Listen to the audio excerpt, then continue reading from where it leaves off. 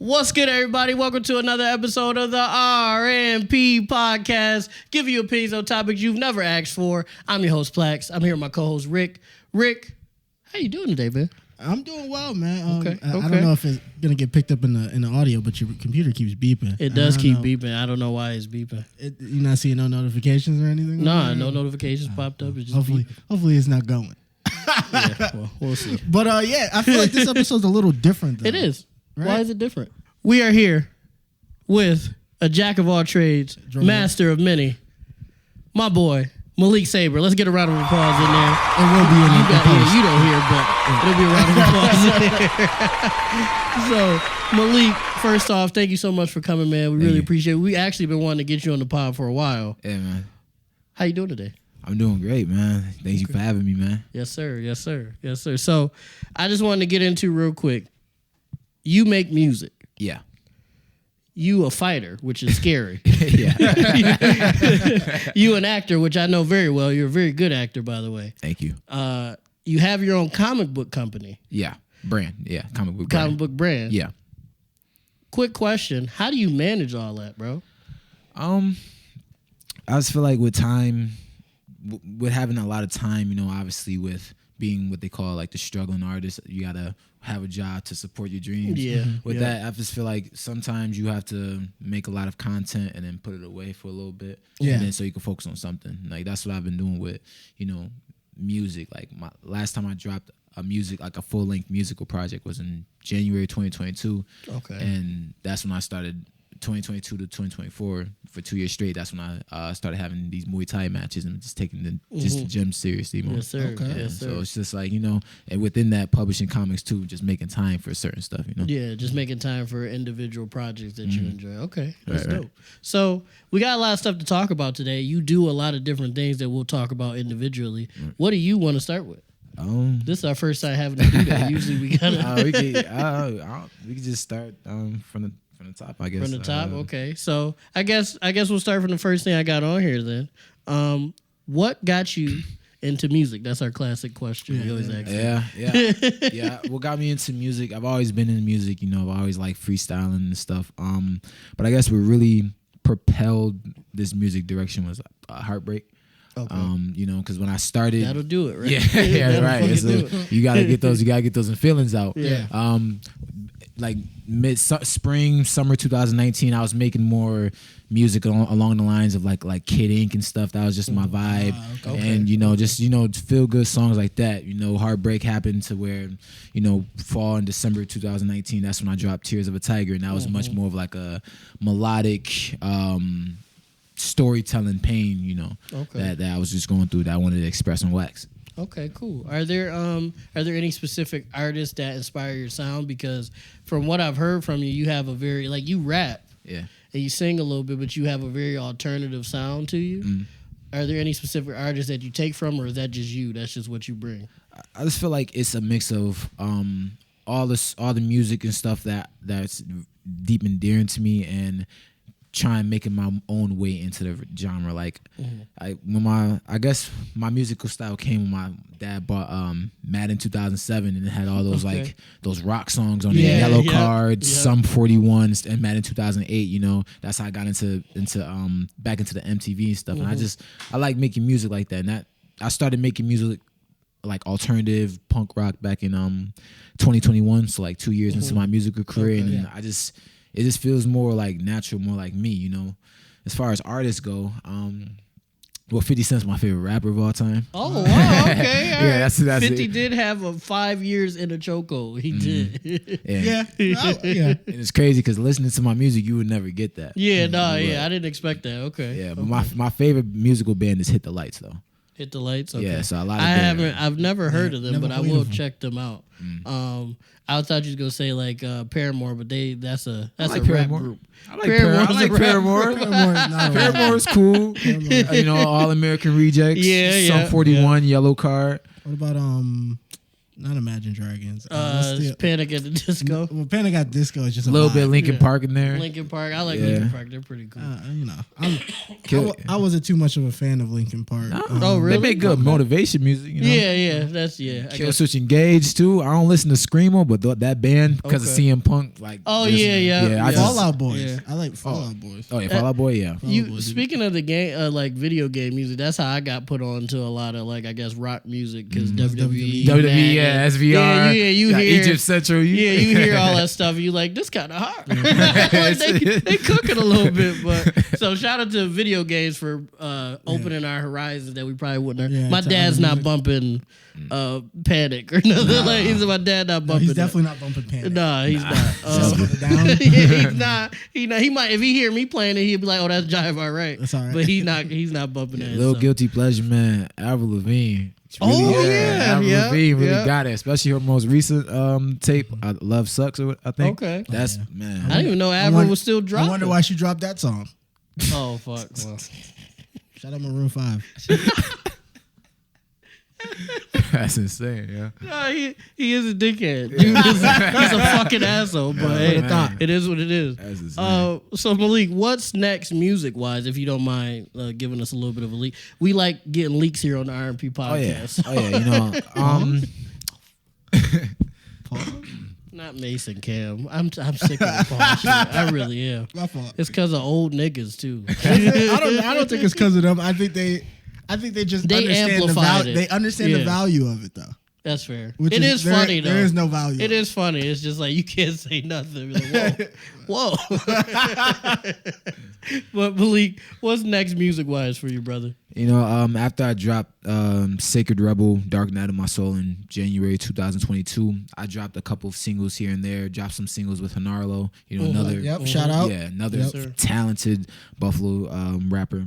Yeah. You know, very talented. Just seen his run at the Cold Free, that joint's wavy. It was a great run. Conscious rap, but it wasn't corny. Yeah, it wasn't. It wasn't. It was very good. They didn't lyrical miracle. It's real shit. What's that song? What's that song you got, Mr. Postman? Mr. Postman. Yeah, I like that. I like that one. You did have just no disrespect to Harlow because like it was just great all around the set. But my favorite moment was at Cold Wave when he asked Shorty if he could dedicate this song to her, and it just got real quiet.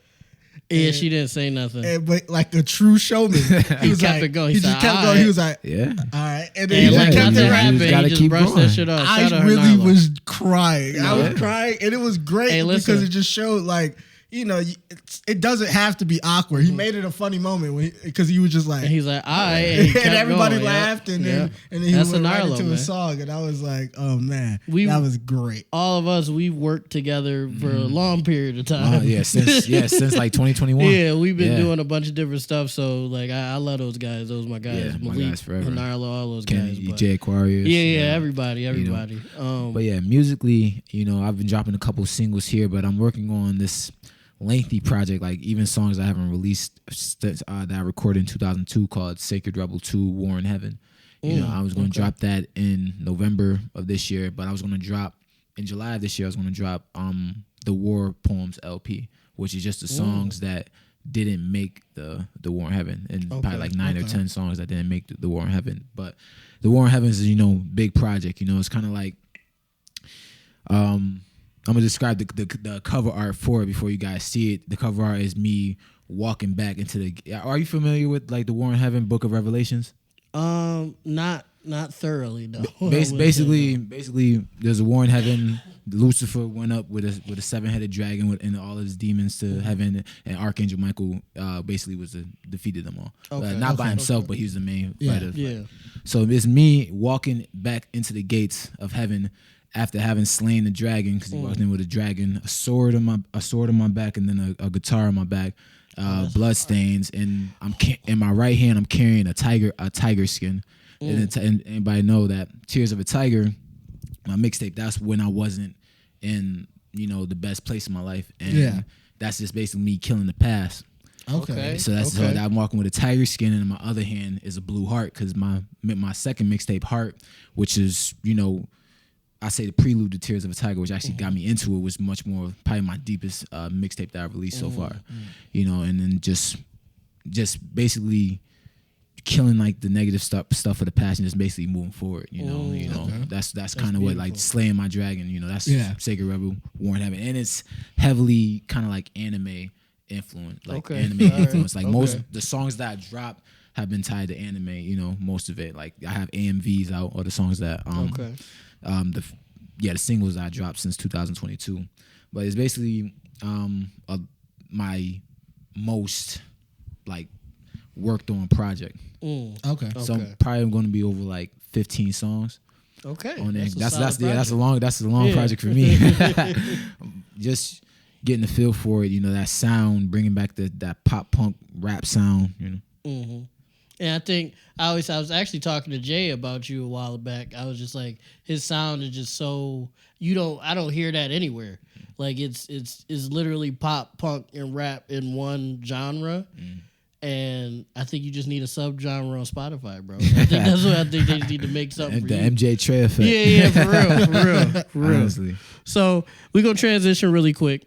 I'm a little frightened, but you my man, so I'm gonna ask anyway. What drives you to fight, man? Oh man. Because I'm not getting it. Like if I don't have to fight, I'm not fighting nobody. You know, it's because there's definitely been times where, you know, before I had my first match, you know, preparing for it, I get rocked by, you know, some of the pros, and you kind of think to myself, like, why am I doing this? Why am I paying a gym membership and I'm getting whooped on? You have to get work, you know. Right. But I feel like some men just have that, you know, natural gladiator in them, whether it's their gladiator on a football field, you know, gladiator in basketball, you know, just being a gladiator, standing in that cage, that ring, that octagon. A lot of it is, you know, I'll probably say a lot of it is influence from my dad too. My dad got me into the martial arts. He got me into watching, you know, these films and you know, wanted to be like a martial arts actor, but I wanted to actually know what it's like to fight, you know. And I knew after my first match, it's like, well, before my first match, it's like I'm either gonna win or lose. You know? I'm either gonna win or lose, and it's just gonna be a warrior fight, and just feeling that moment of getting your hand raised, like. That getting a win, man. It was crazy. After all the hard work you do, like blood, sweat, and tears into the sport. You know, just a love for it. And all the fighters know what I'm talking about. Okay. Well, what league do you fight out, or do you just go to tournaments and just? I'm a Muay Thai fighter. Sometimes I do kickboxing, but and the difference is just like mainly like elbows and like kick, like when you kicks to the ground and stuff and clinches. Yeah. But I fight out of a gym called Western New York MMA. Okay. Yeah. I'm part of a gym. Our friend of a show, Victor, his man's go there.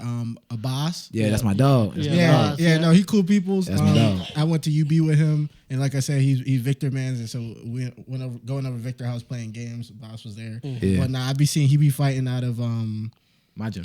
He be fighting out of your gym, and I got some beefers in there. Yeah. I got some. Okay, all right. Yeah, I forgot what the joint is called that be out over on Canal side that they be what is it called? Is it K something? K what you fighting at this weekend? K4. Yep, there K4, it is. Yeah, I be seeing some of them sets. I know they put out one fight, like they put out one full fight, and I was like, nah, they be really going out there. Yeah, but it's just a different vibe. Yeah. To be willing to step into the ring with someone and like really fight. And it's not even all for the glory too, because well, get hit one good time with gloves on, and you'll see whether if you don't do it. But a lot of people do it for the glory, and I'm not gonna lie. Like after I stopped doing karate and got into Muay Thai, I like the ego. Obviously, the ego of the man when you start learning more, the glory is to get you. But it's just always respecting the sport and the dedication to it, and just like it's not always about getting the title. Just like get in the mud to get the sparring sessions, hard work. When you got a bad day, you go to the gym. Like just being able to say like, I'm going to the gym, just hit the bag, work with like it's just about the sport you love. You love the practice. You love the You just love it. Yeah, you just love doing it. I feel you. You're going to be right in there next week, right, Steve? Who? Who? Hey, listen, I love burgers. That's my sport. I love They burgers gym and right fries. They gym right on Great Arrow. We could go together. You know, we can make. Hey Rick, I'll be at the restaurant next to the There you gym. go. How I about don't even that? think there's a restaurant. Well, It's just great. I hope it is It's one just because a- that's where I'm gonna be. Yeah, At. the only But, thing down there is them. Down there. Malik, what's a normal? Because I know you said you got a fight coming up, and we'll talk more about that in a second. But what's a normal training period like for you? Does it differ from person to person, or you just go the same way every time? It depends. Like if you got a fight coming up and you're in like fight camp, you're gonna be at the gym for more than half there. Definitely like 3-4 hours at a time. You know, whether it's the classes you're doing or you know private sessions or just getting there. You know, just getting the lifting, getting the cardio working. So you know, solo activities is different from everybody. But you know, there's also times where there's like class work and we learn. You know, like you know, shout out to all my coaches. You know, Coach Felipe and Coach Sean. Man, like learning from them just definitely improve my game. Okay. Like we got talking about like when no fear when it comes to like any man, like no fear.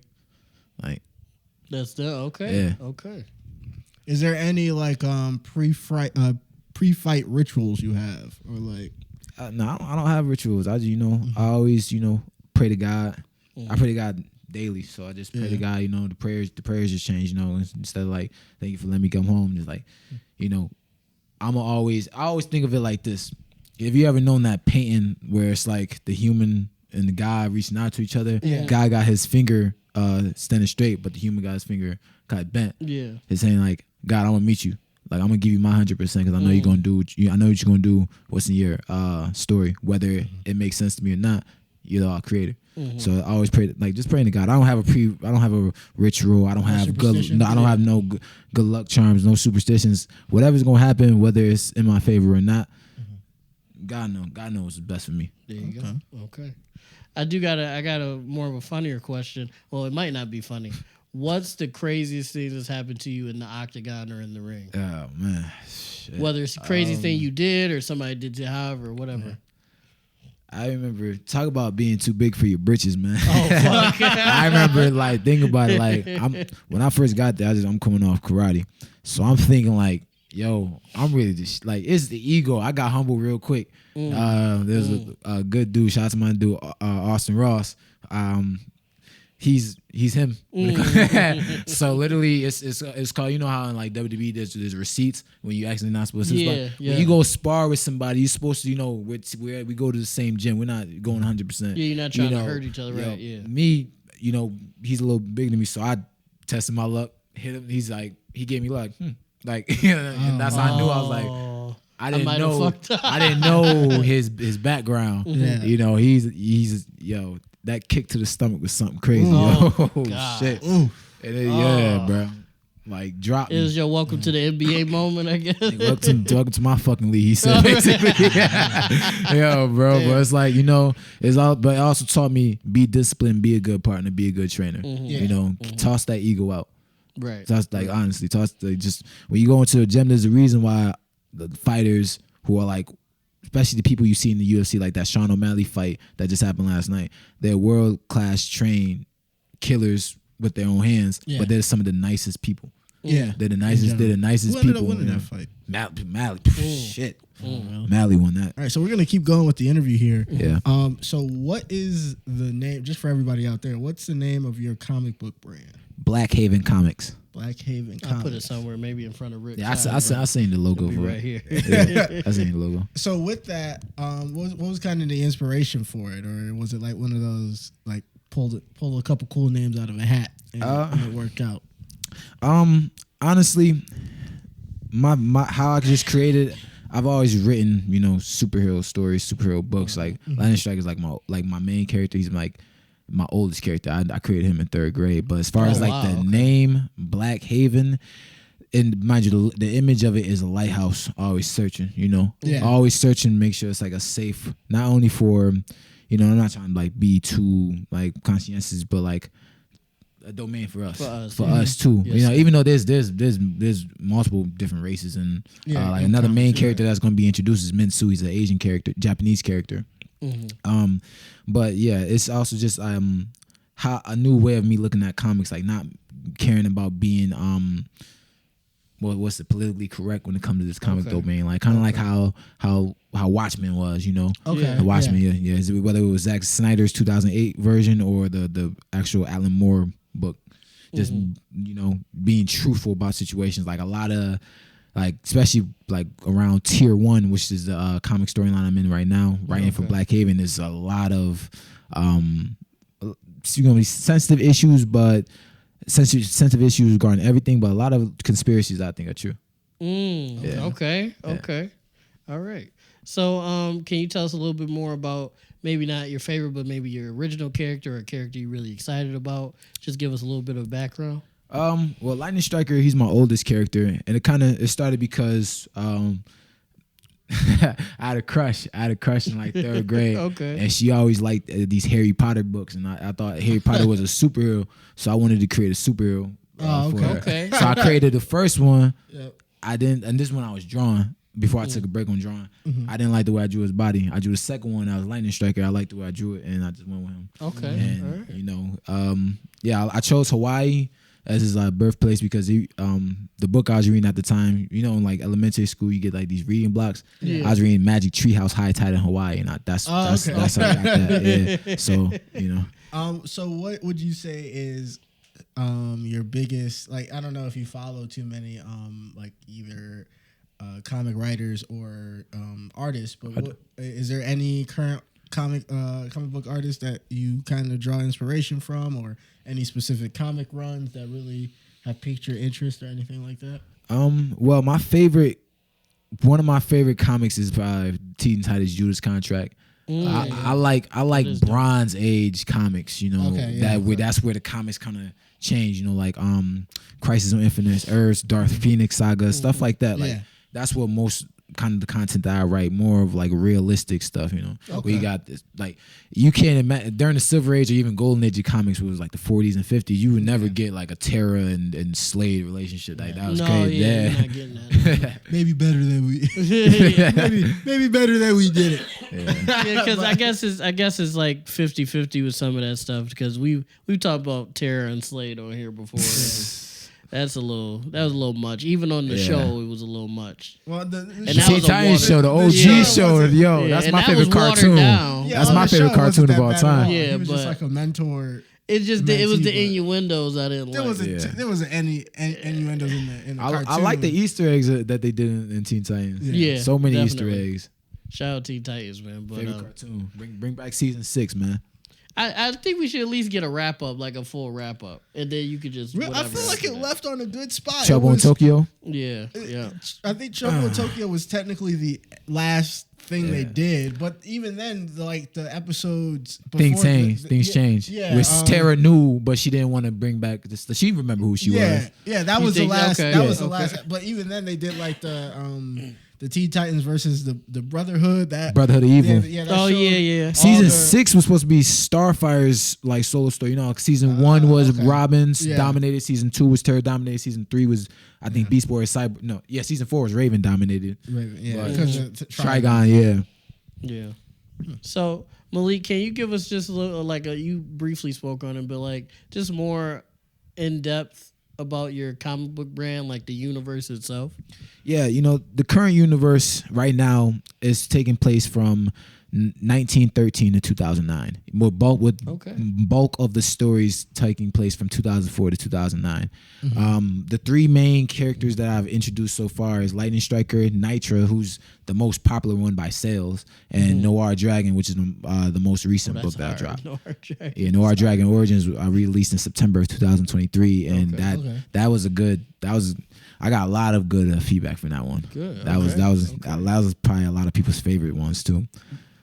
Do you find it hard to write for a time period that we no longer live in? Like, do you find yourself having to say things differently, or not include certain things that are just like common knowledge for you, but for the time didn't exist yet or wasn't a thing? No, it's not hard, and it's not hard because the research is out there. Yeah. And I like perpetrating the truth in my comics, and whether it ruffles some feathers or not. You know, let's operate like for example, in Lightning Striker 3, there's gonna be scenes from Operation Paperclip, where America worked with the Nazis. Because Lightning Striker 3, where people, if you guys follow the Black Haven live, because I'll be going to Instagram live sometimes from the Black Haven brand page. Lightning Striker 3 is basically Hawaii, because it takes place in Hawaii, is trying to itself secede from the United States and be part of the Oceania, which is like Tonga, Samoa, be part of like the Polynesian Legion. Yeah. That's where I'm introducing Dark Smog, who's from Tonga, and then you got Captain Hawaii, who is Iosefa Kamehameha, who's the 8th generation from the King Hawaii, King Kamehameha, fictionally. Okay. So he's fighting for keeping Hawaii a part of the United States, and Dark Smog and Lightning Strike is in the middle of it, and there's going to be a lot of controversy because I'm following the conspiracy that a lot of how the Nazis fled from Germany to South America, and a lot of them never got caught. Yeah. There's going to be the descendant of one, like a neo-Nazi who's a scientist. Yeah. And so a scientist with superheroes, what is that going to, Crazy shit, yeah. without them knowing, and then he's trying to implement, basically tier 1 is basically the superheroes stopping the Fourth Reich from happening. Okay. Have you seen an Amazon Prime show called Hunters? It has dude who played Percy Jackson in the movies. I can't think of that. I didn't see that one. That actor. And Yeah, then, I don't know his name. And then I think Al Pacino is in it as well. But yeah, basically it kind of touches on that idea of like the Nazis fleeing Argentina. To Argentina and then other places. But basically the idea is that they've set themselves in places in the United States government, and they're basically trying to build up in the later season, spoilers if you're watching this, which is very random. Yeah. Doing a the one motherfucker fuck Rick, goddamn, he ruined it. Yeah. Hitler's is that the joint where Hitler was on trial? Nuremberg? Oh, I don't know. I'm not sure if it was that. I don't think he went to trial, and I think they wanted to kill him. So if by the end of that series he went to trial, then that's a whole different thing. Because I didn't see the movie, but it's a clip I seen. It was where Hitler was alive and he was on trial, and they was asking him questions, and he just was real like nonchalant. It probably was knowing Hunters. Like, it probably was Hunters. But yeah, it was just the idea that they had a secret organization run by survivors of the Holocaust and their families, and they were hunting down like aliases for known Nazis in the United States, just killing them. And the twist of it is Al Pacino's character is he himself was a Nazi scientist who one of his experiments was plastic surgery, and so he had made himself look like a Jewish man that was in a relationship with a girl that he liked. And so he had basically taken his identity to end up with the girl, but then it kind of all backfires because he then becomes this Jewish man, and now he looks Jewish, but he still had like the ideals of a Nazi. So the whole thing, he's making this organization to kill Nazis, but he's a Nazi. But he's a Nazi that looks like a Jewish man. A Jewish man. That's a mind That's fuck. rough. Yeah, that's a mind fuck. Hey, it's a great show. Hey, check that out, man. Yeah, no, check if you have Amazon, I might have to. I got check that. it out. I think there's like 4 seasons or something like that. Oh, they was cooking. It's a great show. Oh yeah, they got renewed a couple times. Yeah, no, yeah. It'd be bangers. It'd be bangers like hitting, and people gotta find them. The opening scene is literally a family at a cookout. They have their neighbors over, and the one neighbor has his wife, and she sees the man of the house. He's on the grill cooking. She sees him and she starts freaking out. She starts speaking in Hebrew and calling him a monster. And it's like, I remember your face and everything like that. Damn. And then she switches to English eventually when she calms down. It's like he was at the concentration camp. He killed my family and everything like that. Yeah. And he looks around and he starts laughing. He's like, yeah, she's really crazy. And then turns back to the grill and then pulls out a silenced pistol, kills his wife, his own wife. Oh wow. The lady's husband, his kids who were in the pool. And oh my god! Yeah, the whole, and then he was like, he was telling her she's the last one alive, and she's praying, holding the Jewish star, And the whole time, he's telling her in German and she's understanding. He was like, I've been waiting to get rid of these half swines. I can't believe that I've been living in the Americas mating with these animals. And it's like, oh my but you God. finally freed me. But with this, you killed them all with your squealing and then killed her. And then that basically that's the first scene of the show. Is that nigga a Viltrum? Yeah, that's that nigga's a Viltrum. that's like the my ending of the God. first episode of Invincible, bro. Yeah, that's what I'm saying. That nigga's, that's the opening. that no. nigga's Invincible's dad for Yeah, real. no, that Fuck. literally gives you the tone of the Damn. show. He killed his own children, so you already know what He don't you give a already fuck. knew. Nigga's He don't give a Omni-Man. fuck. He was a demon. He don't But- give a fuck. I might have that to makes watch me think that. of that, and I think that is I ain't never watched that show. Yeah, no, God I might damn. have to check that out. That's taking nuts. like interesting points, like open-ended points in history, From and I history, think yeah. expanding yeah. on those in the fictional realm is really how you get like a lot of good like stories and compelling things, because you Facts. take that little bit of realism to anchor people in, and then you can expand on it fictionally and just kinda just like why Nitra was the most sought out book. I tied in the 19 because Nitra's an alien. I tied in the 1947 Roswell crash instead, and that Okay. was a very Yeah. popular that was a Yeah. very popular intro that I got so much. Because it's talking about it from like the alien point of view that I made. Like I'm also into aliens too. Yeah. I'm also into that too. Did your alien turn into a black person, or did they stay an alien? She stays an alien. Okay, cool, yeah. Thank God.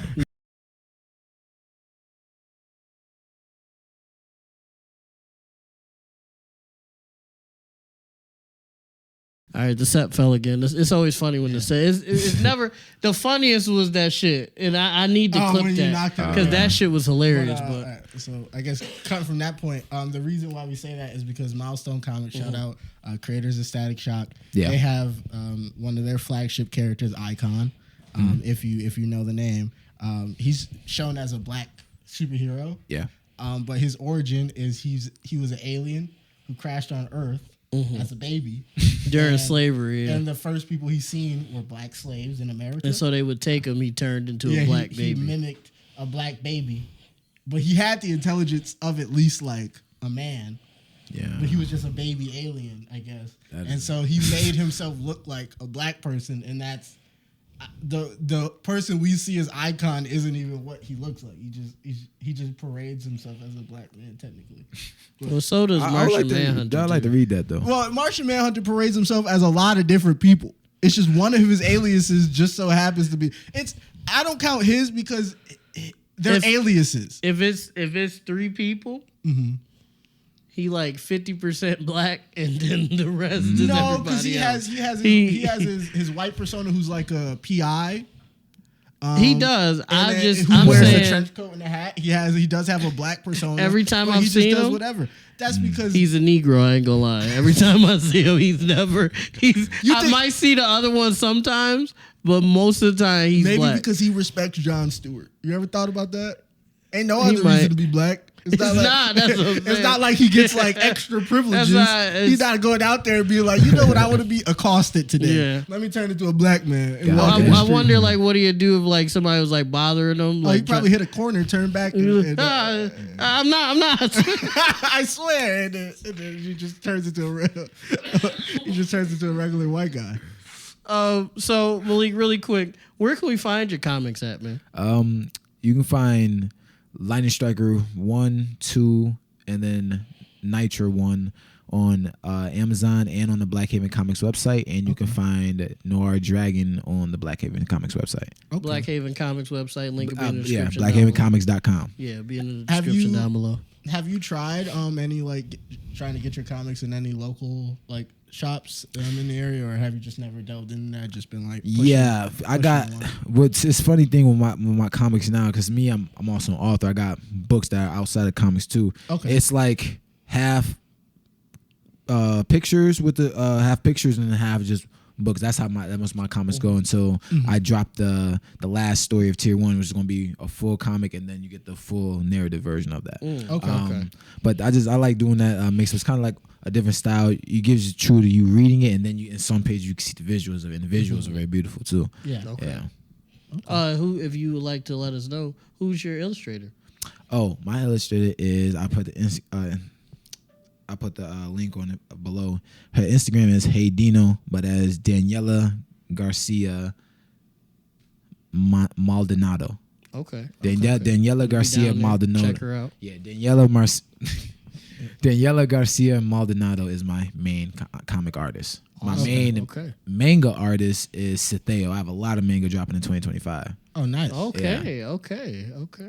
Can you tell us a little more about that? Is that like manga or is that separate? Manga, Black Haven Comics is going to have its own manga portion until I sort out whether I'm going to call it Black Haven Manga or just have it a part of like under the comics umbrella. Mm-hmm. But Black Haven Manga is going to be more of epics, more epic stories. Like if you ever read the Iliad or Iliad and the Odyssey or any like read the book War and Peace. Books like that. Like I got a manga book Arcana is going to drop. Leaving Pandemonium is going to drop, which is based off of Leaving Paradise by John Milton. He's an English author. I'm an English major, so I'm like, that's the nerd in me. Yeah. That's the nerd in me from reading all these books. And then from what I got actually tatted on me in Japanese, from Ronin to Warrior King. Okay. All right. So be on the lookout for that. We don't know the exact name of everything, but it's coming soon. You said this year or next year? For manga, it's going to be 2025. So next year. So next year, be on the lookout for the manga, and the comics is already out. Yeah. So just hop on the wave. I got one more thing that I want to touch on with you real quick. Are there any projects that you plan on starring in acting-wise coming up? Yes. I'm an extra in the Mayor of Kingstown season 3. Okay. Yeah. What is that? Oh, Mayor. With Jeremy Renner. Yeah. Ooh. No, that's that's the one where he is the mayor of King. But basically, it's like it's like corrupt but not corrupt. Basically, like it's a crime drama show. A mayor who's basically trying to like balance his town out by admitting that there is a criminal element, but playing safe with it. Like, there's no way I'm getting rid of all of it.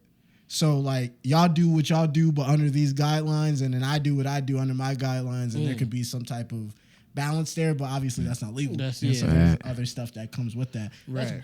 That's great. That's dope. That's really dope. Yeah. And then I got some other projects I'm writing, The Wanderer, and then Heroic Vigilance, and then for those who don't know, DAB Comics, Jamal Dabney, me and him have a joint project dropping too, film that we're both directing and starring in. Awesome. Okay. What got you into acting? The martial arts movies. You ever see Tony Jaa? Yeah, Wong Bak in The Protector. Them scenes. You got Raid Redemption. Yeah, and you got Forbidden Kingdom. Yeah, what's the one where he was fighting a crocodile in the water? I can't. It was. I seen that. That's Umbak. Yeah, Umbak. Umbak. My dad, 2. Umbak 2. My dad loves Umbak, like the full series. Yeah. He loves those movies. He got me into martial arts movies. Yeah. Same way yours got you into him. He's a big fan of. He used to watch Ultraman. If you ever seen Ultraman, it's basically like clips. the TikTok. The prequel to, or not prequel, but the precursor to like Power Rangers and the Godzilla movies.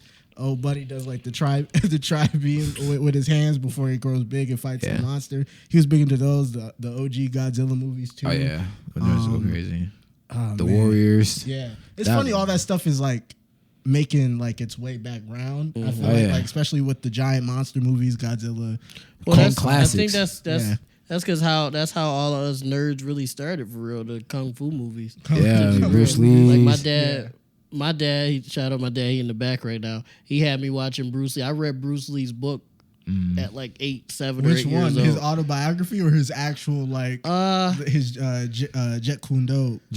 Both. I think both. I think I seen both. Were you in the room doing the shoulder shrug? Yeah, I'm trying to get the Cobra back. I wasn't nice like that. I tried it. He wasn't nice like that. He did. He did explain it. Jean-Claude Van Damme's a good one too. Yeah. What else? Family Guy makes fun of him a lot. Definitely. They deserve. He's not a great person. Okay. Actor. I don't know anything. Ninja. You ever see Ninja Assassin? Yeah. Yeah. I love Ninja Assassin. That movie is criminally underrated. No, that movie's great. I think what ruined it was they made it 3D. or there was a blood, honestly. Like there was a lot of blood.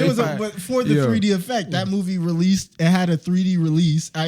Even the big thing with the release, especially on the Blu-ray, was they had like the shurikens coming out onto the thing, being like, see it in 3D. When that movie did not need to be in 3D. They was doing all like, because if you ever watch that movie now, there's certain scenes that they do that just were like for the sake of the gimmick. Like because they had one weapon was like kind of like a string of scythe, or like it was like the long chain blade. And so they would have scenes where that would like come at the camera at an angle for the 3D showing. So it was like, this is cool, I guess, but it kind of was you like overdoing it. Yeah, it was like there's some things that just, this movie was just good movie, and it didn't need the extra great storytelling too. Yeah, it was a great story. But that made it too gimmicky. The idea of like this secret society of ninjas that have been grooming children to become assassins, and all the things like smacking their legs with smacking the feet with the. Anytime they made a creaking noise on the. Bro, when he did the thing in the stomach, yo, bro. Yeah, man. Yeah, no, it's crazy. Well, Malik, before we get up out of here, man, I got one more question for you. For sure. Do you have any advice for anybody out there that would like to do anything that you do? One of the things, all of the things, a couple. Any advice for them? My advice is, if you're gonna do something, well, probably a 2-part answer to this. If you're gonna do something, always do it 100%, and always know that it's not always gonna be sunshine and rainbows. There's gonna be days where you not necessarily feel like quitting, because you're not ever going to want to quit a real dream of yours, which I believe. But there's going to be some days where life just may suck more that day more than others, or you might have a sucky week, but it's just, don't stop doing your dreams. It's going to pay off in the end. And if it doesn't, then maybe just something else you got to find. But don't stop. Keep trying. Yeah, keep trying. Okay. Keep trying, and be smart about it too. There you go. Ladies and gentlemen, well, mostly gentlemen. We don't have a lot. Yeah, we don't. For the few ladies that watch, ladies and gentlemen, Malik Sabr, thank you so much, brother, for coming. I appreciate you, man. Round of applause is back on Great fucking guy. Yeah, round of applause back in there. And most of all, well, check us out on all our other stuff if you care, I guess. Yeah, check. We do, check us out. We do clips. We do skits. We do reacts. Check out all of his stuff. We have it in the description. Abdul Sabr Jr. That's my. Say it again. Malik Abdul Sabr Jr. There you go. There you go. And most of all, we love you guys. Yeah. Peace out.